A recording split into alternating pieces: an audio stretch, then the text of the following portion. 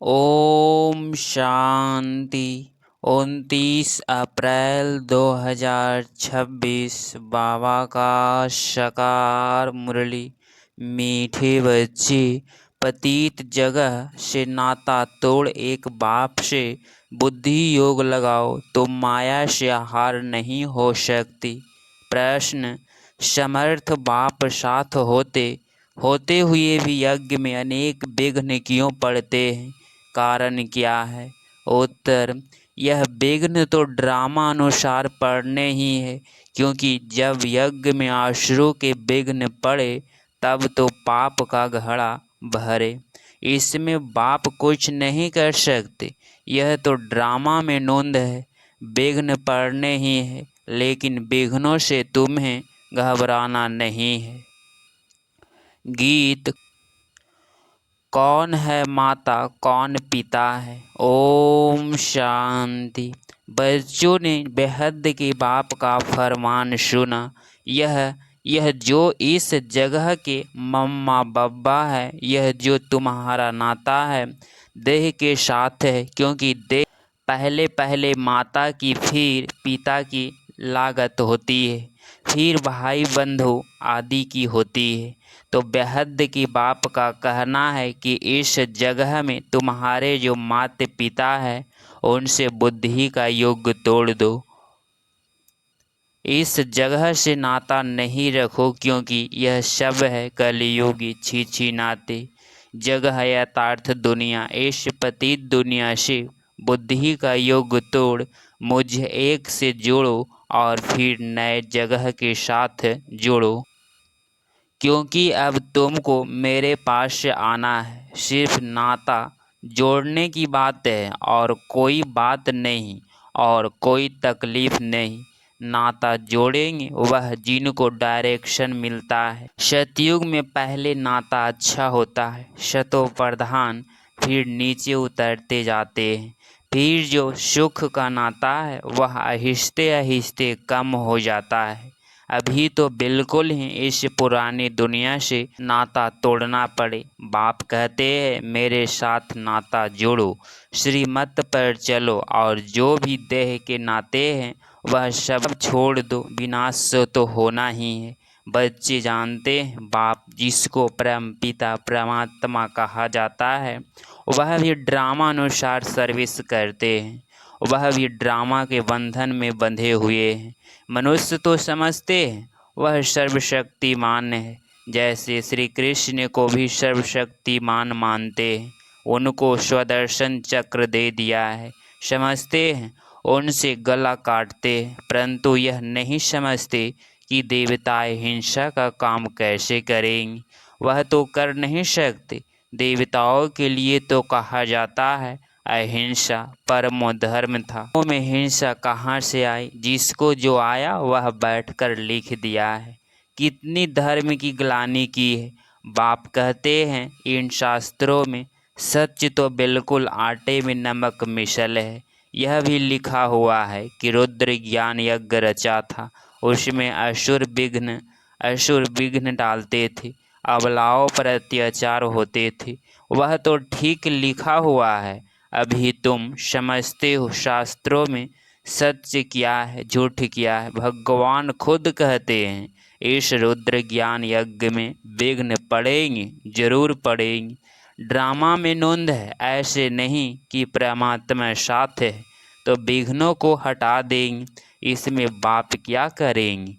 Drama में होने का ही है। सब विघ्न डाले तब तो पाप का घड़ा भरे ना।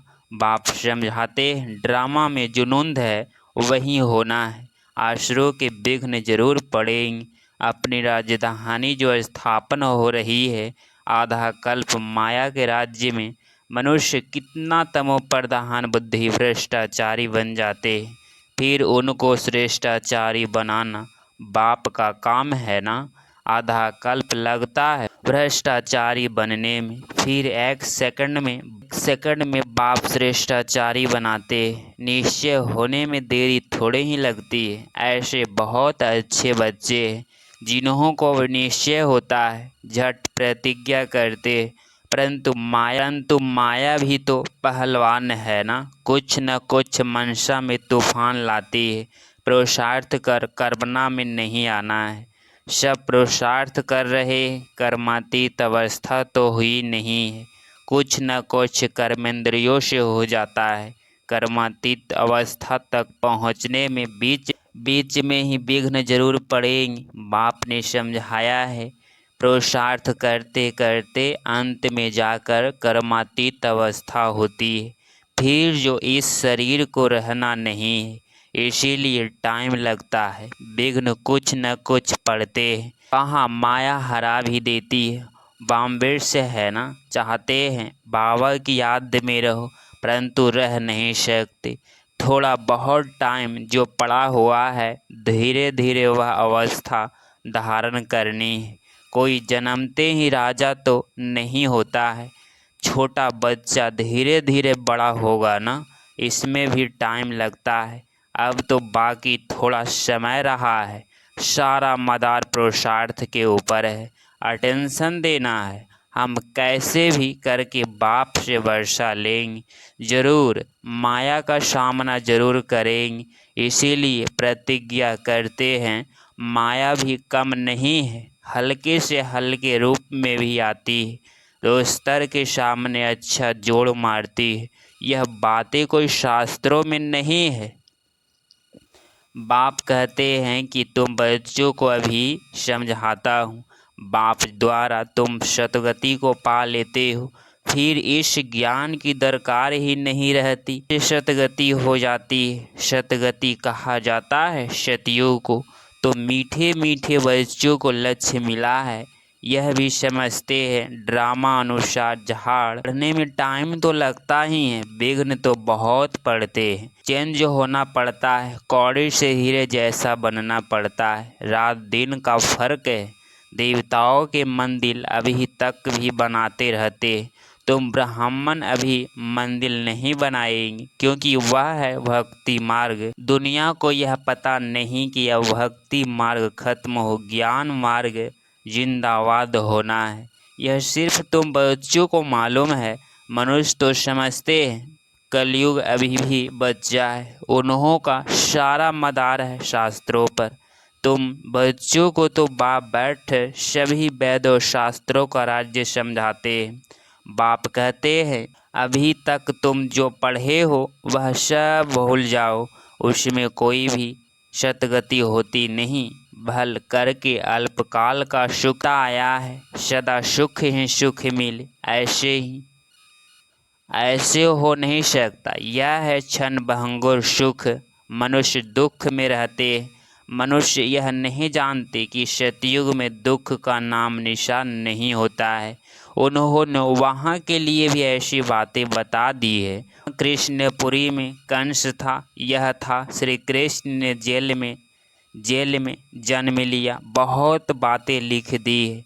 अब श्री कृष्ण स्वर्ग का पहला नंबर प्रिंस, उसने क्या पाप किया, यह है दंत कथाएं। सो भी तुम अभी समझते हो, जबकि बाप ने सच बताया है। बाप ही आकर सचखंड स्थापन करते।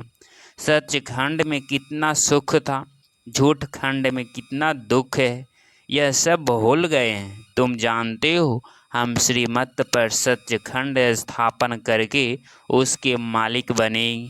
बाप समझाते हैं, ऐसे ऐसे श्रीमत पर चलने से तुम उच्च पद पा सकेंगे। यह बच्चे यह जानते हैं, हमको यह पढ़ाई पढ़कर सूर्यवंशी महाराजा महारानी बनना है। दिल भी सबकी होती है उच्च पद पाने की, सबका पुरुषार्थ चलता है। अच्छे पक्के भक्त जो होते हैं वह चित्र साथ में रखते हैं, तो घड़ी घड़ी उनकी याद रहेगी। बाबा भी कहते हैं, त्रिमूर्ति का चित्र साथ में रख दो तो घड़ी घड़ी याद आएगी। बाप को याद करने से हम सूर्यवंशी घराने में आ जाएंगे। कमरे में त्रिमूर्ति का चित्र लगा हुआ होगा तो घड़ी घड़ी नज़र सामने पड़ेगी। बाबा द्वारा हम इस सूर्यवंशी घराने में जाएंगे। सवेरे उठते ही नज़र उस पर जाएगी। यह भी एक पुरुषार्थ है। बाबा राय देते हैं, अच्छे भगत बहुत पुरुषार्थ करते हैं, आँख खोलने से ही श्री कृष्ण याद आ जाए इसीलिए चित्र सामने रख देते हैं। तुम्हारे लिए तो और ही सहज है। अगर सहज याद नहीं आती, माया हैरान करती है, तो यह चित्र मदद करेंगे। शिव बाबा हमको ब्रह्मा द्वारा विष्णुपुरी का मालिक बनाते हैं। हम बाबा से विश्व का मालिक बन रहे हैं। इस सिमरन में रहने से भी मदद बहुत मिलेगी। जो बच्चे समझते हैं याद घड़ी घड़ी भूल जाती है, तो बाबा राय देते हैं चित्र सामने रख दो तो बाप भी और वर्षे भी याद आएगा। परंतु ब्रह्मा को याद नहीं करना है। सगाई करते हैं तो दलाल थोड़े ही याद आता है। तुम बाबा को अच्छी रीति याद करो तो बाबा भी तुमको याद करेगा। याद से ही याद मिलता है। अभी माशूक के आयुपेंशन को तुमको पता है शिव के कितने ढेर भगत हैं। शिव शिव कहते रहते परंतु वह है रॉन्ग। शिव काशी विश्वनाथ फिर गंगा कह देते, पानी के किनारे जाकर बैठते। यह समझते नहीं कि ज्ञान का सागर बाप है। बनारस में बहुत फॉरेन्स आदि जाते देखने के लिए, बड़े बड़े घाट है, फिर भी सभी के बाप का मंदिर तो खिंचता है। सब उसके पास जाते हैं, मंदिर तो किसके पास से जाएगा नहीं। मंदिर के देवताएं खींचते, शिव बाबा भी खींचते हैं नंबर 1 शिव बाबा।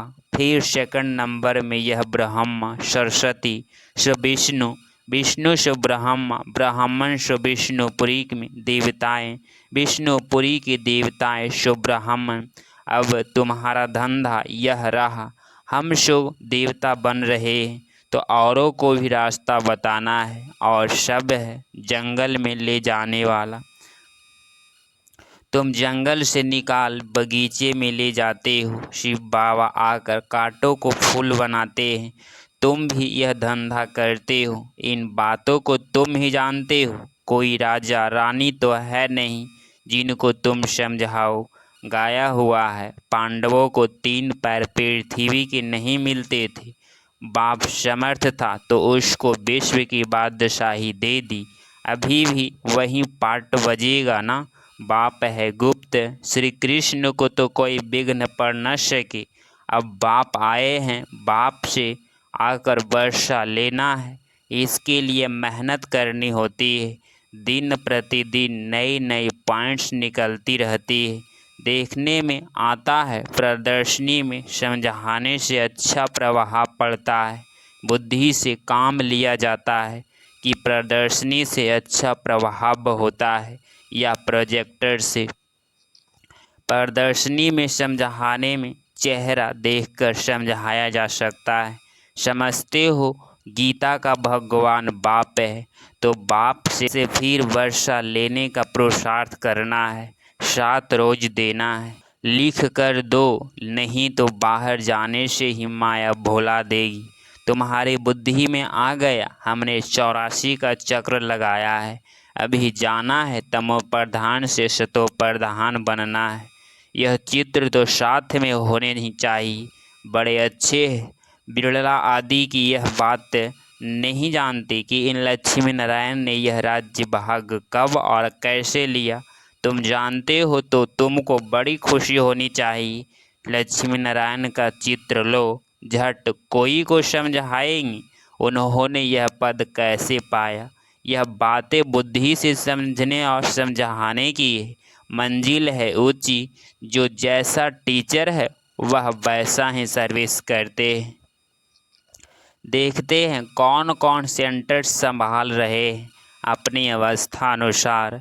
नशा तो सबको है, परंतु विवेक कहता है समझाने वाला जितना होशियार होगा उतना सर्विस अच्छी होगी। सब तो होशियार हो नहीं सकते, सबको एक जैसा टीचर मिल नहीं सकता। जैसे कल पहले चला था वैसे ही चल रहा है। बाप कहते हैं अपनी अवस्था को जमाते रहो। कल्प कल्प की बाजी है, देखा जा रहा है। कल्प पहले मुसाफिर हर एक का पुरुषार्थ चल रहा है। जो कुछ होता है हम कह देते कल पहले भी ऐसे हुआ था, फिर खुशी भी रहती है, शांति भी रहती है। बाप कहते हैं कर्म करते हुए बाप को याद करो। बुद्धि का योग वहाँ लटका रहे तो बहुत कल्याण होगा। जो करेगा सो पाएगा, अच्छा करेगा अच्छा पाएगा। माया की मत पर सब बुरा ही करते आए हैं। अब मिलती है श्रीमत, भला करो तो भला होगा। हर एक अपने लिए मेहनत करते हैं, जैसा करेंगे वैसा पाएंगे।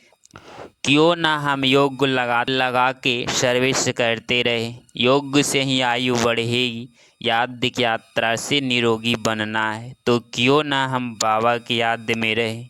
यथार्थ बात है तो क्यों ना हम कोशिश करें। ज्ञान तो बिल्कुल सहज है, छोटे बच्चे भी समझ जाते हैं और समझाते हैं, परंतु वह योगी तो नहीं ठहरे ना। यह तो पकड़ आना है कि बाप को याद करो। जो समझते हैं घड़ी घड़ी भूल जाते हैं, तो चित्र रख दो तो भी अच्छा है। सवेरे चित्र को देखते ही याद आ जाता है शिव बाबा से हम विष्णुपुरी का वर्षा ले रहे। यह त्रिमूर्ति का चित्र ही मुख्य है, जिसका अर्थ तो तुमने अभी समझा है। दुनिया में ऐसी त्रिमूर्ति का चित्र और कोई के पास है नहीं। यह तो बिल्कुल सहज है। हम लिखे वह ना लिखे यह तो सभी जानते हैं। ब्रह्मा द्वारा स्थापना, विष्णु द्वारा पालना। अच्छा,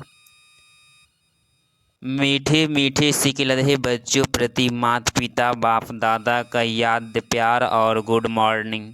रूहानी बाप के रूहानी बच्चों को नमस्ते नमस्ते। धारणा के लिए मुख्य सार पॉइंट नंबर फर्स्ट, माया की बॉम्बेट्स में कभी भी हार ना हो, इसका ध्यान रखना है। कल पहले की स्मृति से अपनी अवस्था को जमाना है, खुशी और शांति में रहना है। पॉइंट नंबर 2, अपना भला करने के लिए श्रीमत पर चलना है। इस पुरानी दुनिया से नाता तोड़ देना है। माया के तूफान से बचने के लिए चित्रों को सामने रख बाप और वर्षी को याद करना है। 29 अप्रैल 2026 का वरदान, मनन द्वारा बाप की प्रॉपर्टी को अपनी प्रॉपर्टी बनाने वाले दिव्य बुद्धिमान भव। स्पष्टीकरण, बाप द्वारा जो भी खजाना मिलता है उसे मनन करो तो अंदर समाता जाएगा। प्रॉपर्टी तो सबको एक जैसी मिली हुई है, लेकिन जो मनन करके उसे अपना बनाते हैं उसका नशा और खुशी रहती है। इसीलिए कहा जाता है अपनी घोड़ तो नशा चढ़े। जो मनन की मस्ती में सदा मस्त रहते हैं उन्हें दुनिया की कोई भी चीज़ उल्लंघन आकर्षित नहीं कर सकती। उन्हें दिव्य बुद्धि का वरदान स्वतः मिल जाता है। स्लोगन, मन की उल्लंघन को समाप्त करने के लिए निर्णय शक्ति को बढ़ाओ। ये व्यक्ति सारे महान बनने के लिए मधुरता और नम्रता का गुण धारण करो। ऐसे नहीं समझो कि हम तो श्वेत झुकते ही रहते हैं, लेकिन हमारा कोई मान नहीं। जो झुकते नहीं वह झूठ बोलते हैं, उनका ही मान्य नहीं। यह अल्पकाल का है, लेकिन आप दूरादेशी बुद्धि रखो। यहाँ जितनों के आगे झुकेंगे, यथार्थ नम्रता के गुण को धारण करेंगे तो सारा कल्प ही सर्व आत्माएं आगे आगे मनन करेगी। सतयुग त्रेता में राजा के रिकॉर्ड में कांध से नहीं लेकिन मन से झुकेंगी, और द्वापर कलयुग में बांध झुकाएंगी। अगर आप इस चैनल पे डेली मुरली क्लास सुन रहे हैं तो चैनल को प्लीज़ सब्सक्राइब करें और नोटिफिकेशन ऑल पे क्लिक करें। मिलते हैं अगली मुरली क्लास में। ओम शांति, ओम शांति, ओम शांति।